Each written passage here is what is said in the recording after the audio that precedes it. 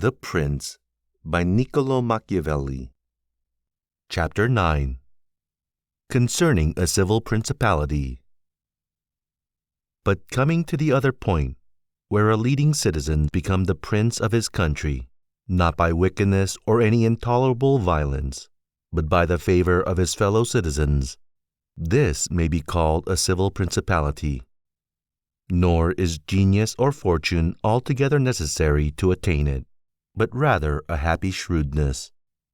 I say then that such a principality is obtained either by the favor of the people or by the favor of the nobles, because in all cities these two distinct parties are found, and from this it arises that the people do not wish to be ruled nor oppressed by the nobles, and the nobles wish to rule and oppress the people.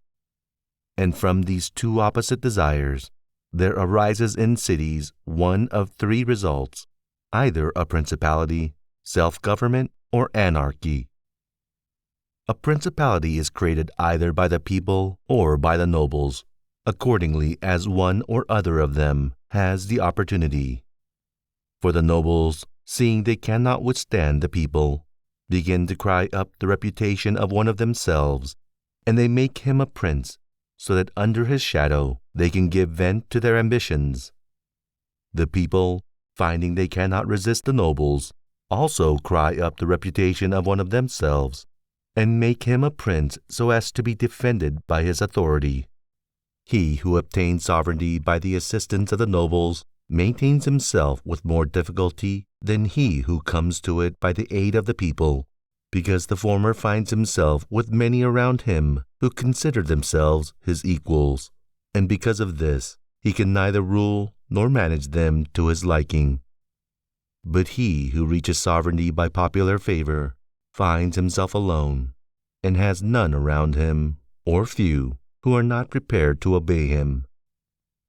Besides this, one cannot by fair dealing and without injury to others satisfy the nobles, but you can satisfy the people, for their object is more righteous than that of the nobles, the latter wishing to oppress, while the former only desire not to be oppressed.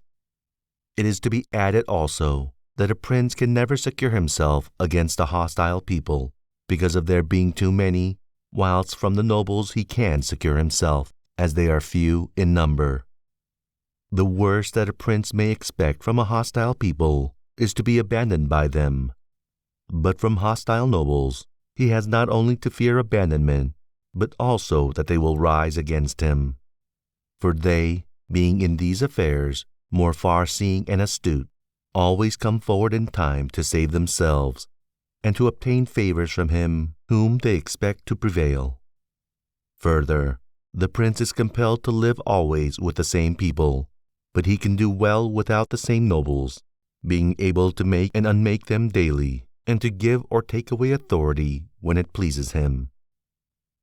Therefore, to make this point clearer, I say that the noble ought to be looked at mainly in two ways. That is to say, they either shape their course in such a way as binds them entirely to your fortune, or they do not. Those who so bind themselves and are not rapacious ought to be honored and loved.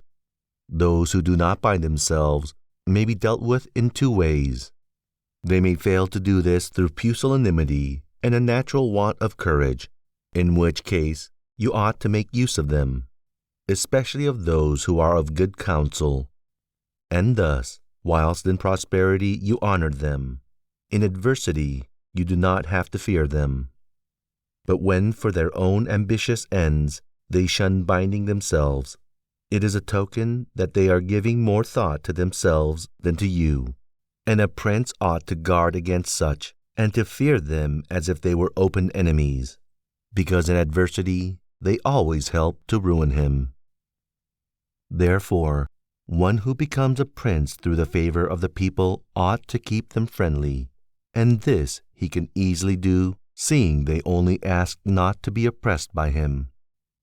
But one who, in opposition to the people, becomes a prince by the favor of the nobles, ought, above everything, to seek to win the people over to himself, and this he may easily do if he takes them under his protection.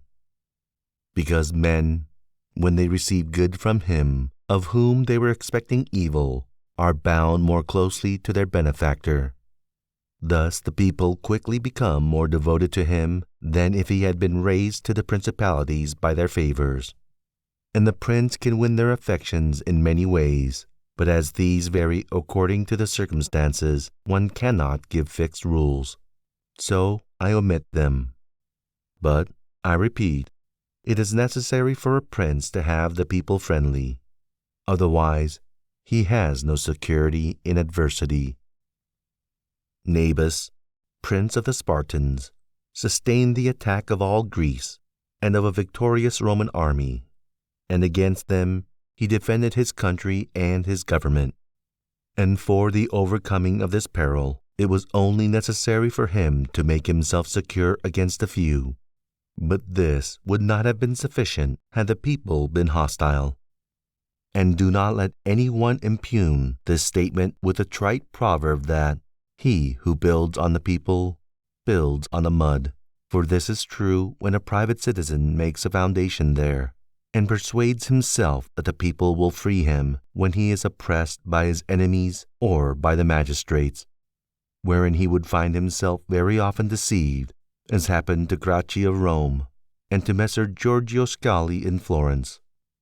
But granted a prince who has established himself as above, who can command, and is a man of courage, undismayed in adversity, who does not fail in other qualifications, and who, by his resolution and energy, keeps the whole people encouraged, such a one will never find himself deceived in them, and it will be shown that he has laid his foundations well. These principalities are liable to danger when they are passing from the civil to the absolute order of government, for such princes either rule personally or through magistrates. In the latter case, their government is weaker and more insecure, because it rests entirely on the goodwill of those citizens who are raised to the magistracy, and who, especially in troubled times, can destroy the government with great ease, either by intrigue or open defiance. And the prince has not the chance amid tumults to exercise absolute authority, because the citizens and subjects, accustomed to receive orders from magistrates, are not of a mind to obey him amid these confusions, and there will always be in doubtful times a scarcity of men whom he can trust. For such a prince cannot rely upon what he observes in quiet times, when citizens have need of a state, because then everyone agrees with him. They all promise, and when death is far distant, they all wish to die for him. But in troubled times, when the state has need of its citizens, then he finds but few. And so much the more is the experiment dangerous, inasmuch as it can only be tried once. Therefore, a wise prince ought to adopt such a course that his citizens will always, in every sort and kind of circumstance, have need of the state and of him, and then he will always find them faithful.